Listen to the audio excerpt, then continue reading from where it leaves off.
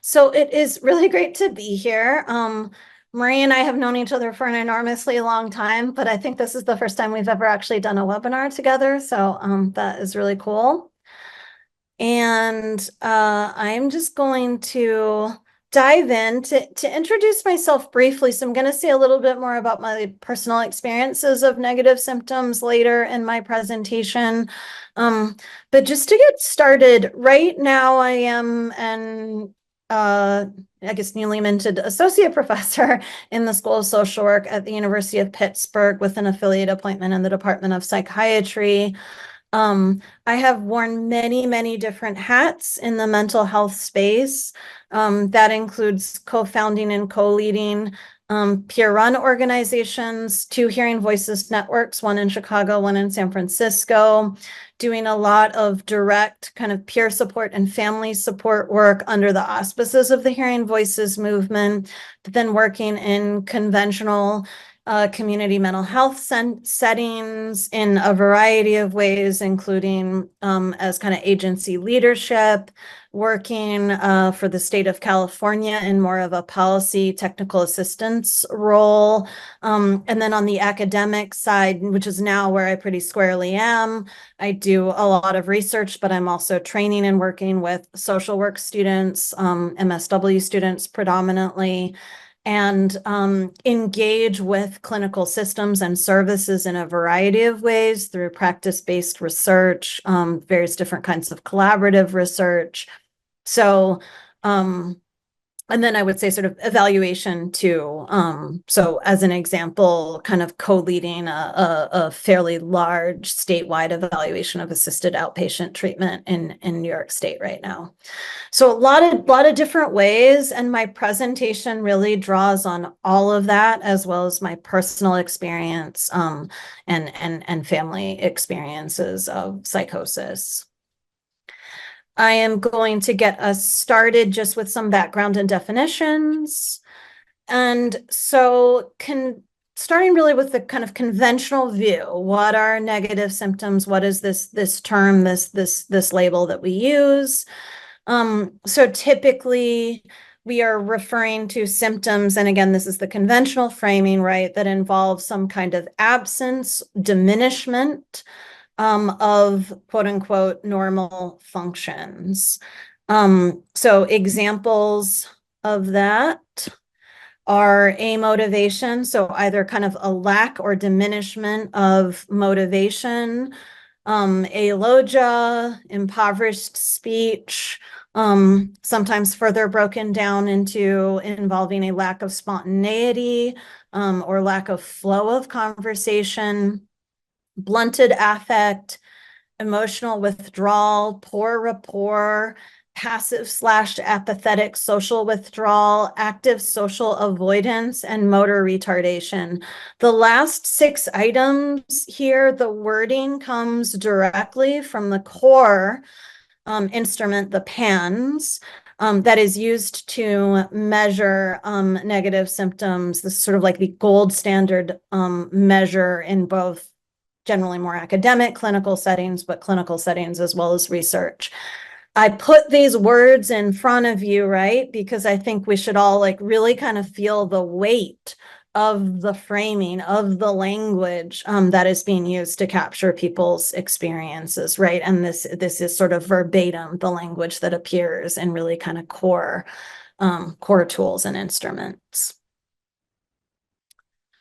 The deficit syndrome is something that has been hypothesized for, roughly 30, 40 years as variously as sort of a subtype of schizophrenia or kind of characterizing individuals with schizophrenia with persistent negative symptoms. So the deficit syndrome is sort of described, understood, conceptualized as occurring when you have negative symptoms that are primary, and I'll talk more about what that means, and enduring. So some of the early criteria would be that these negative symptoms then would be present even when other positive symptoms are in remission. A lot of, if you read the deficit syndrome literature, again, this is the clinical conventional version I'm just kind of laying out here. The case vignettes very often describe a version of this sort of semi-fictional patient who rarely leaves the house, who expresses little interest in the world, has little to say, but is not experiencing strong positive symptoms and does not appear or convey depression or demoralization. So in the way that this has been traditionally conceived, although somebody is ostensibly, right, experiencing these negative symptoms, they don't necessarily feel distress about that fact. And that becomes core, again, to the conceptualization. The sort of observations we might make so far. So again, unsurprisingly, because we are talking about, by definition, negative symptoms, the language used here is pervasively that of deficit and lack, right? So not just the umbrella term negative symptoms, but all these individual words, the deficit syndrome itself. Clinicalization, medicalization, and individualization are really baked into these terms and their conceptualization. So when we look back across approximately, kind of 40 longer for negative symptoms, the deficit syndrome is sort of a more contemporary thing. There has been incredibly little attention to context. Perhaps especially to the ways in which structural racism and structural classism have played out in our conceptualizations. We could note right from the get-go that if you look back at psychiatric articles, books, textbooks, et cetera, published in the 18th, early to mid 19th century, the kind of language that we actually see being deployed around negative symptoms and the deficit syndrome are very, very close to the way that Black Americans, African Americans were described, the particular ways in which kind of Black psychology, right, through this sort of white lens was pathologized. The characteristics in question unequivocally depart from Western and especially Western Protestant, and we could also say more contemporary neoliberal values regarding motivation, work, and sociality. And I think that is really important to emphasize. So essentially, we are characterizing people in a way that clinicalizes, medicalizes, and individualizes a set of experiences. And these are, and the framing of the experiences in question essentially positions people in a way that conflicts with some of the things that are socially most valued, right? People's ability to be productive, to work hard, self-motivation, and social relationships in a certain kind of way. And I'll kind of come back to this.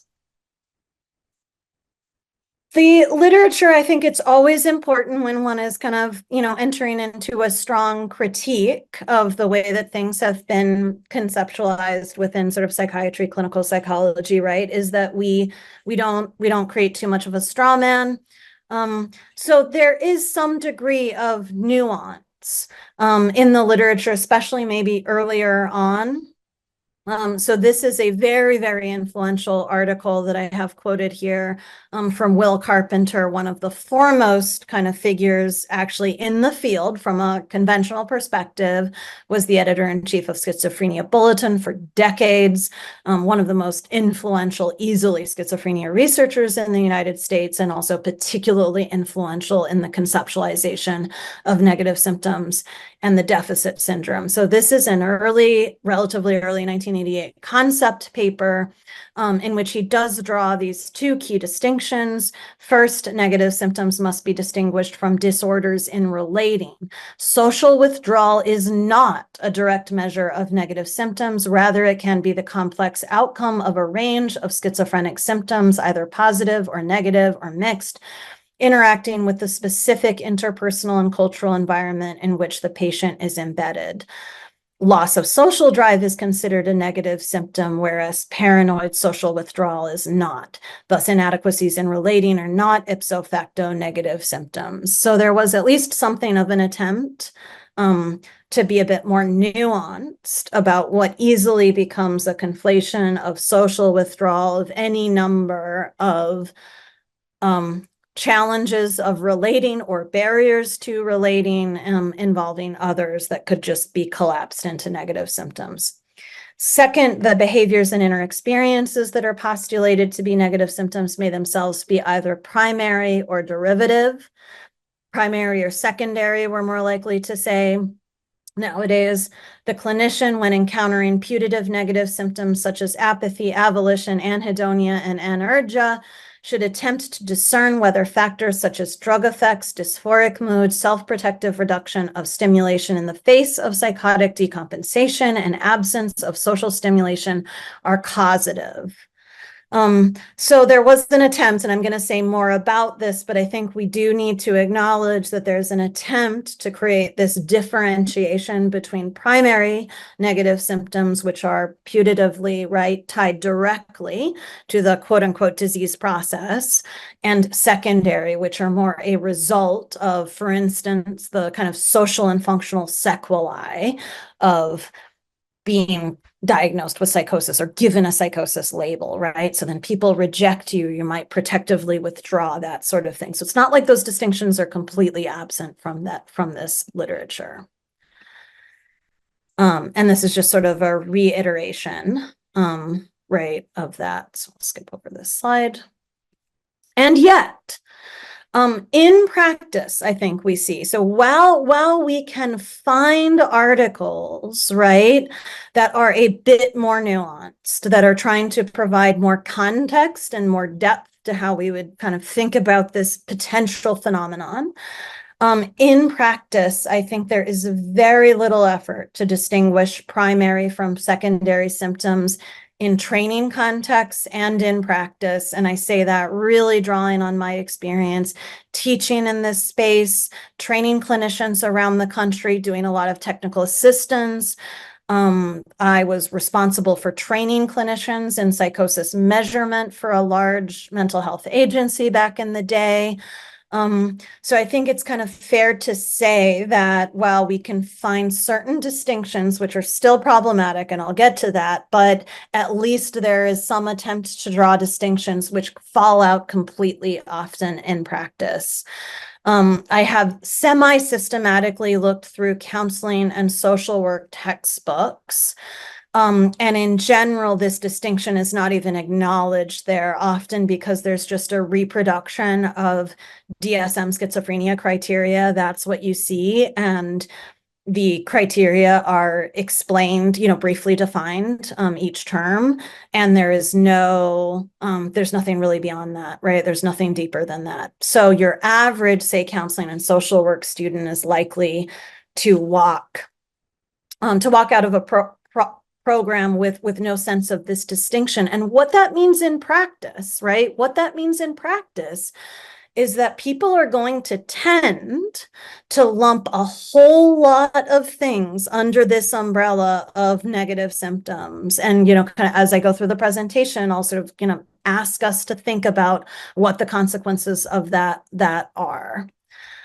And then I think that there is, in a sense, relatively speaking, it is better to have a distinction between primary and secondary symptoms than to not even think about secondary processes, to not even think about the fact that demoralization, depression, what registers as a motivation can so easily result from the degree of social rejection, discrimination, loss of identity that occurs in the wake of sort of being diagnosed or labeled with schizophrenia, right? So it is sort of better in a sense to have some distinction than none at all, but it's also in fact a really problematic distinction when we think more deeply, when we interrogate the nature of this distinction.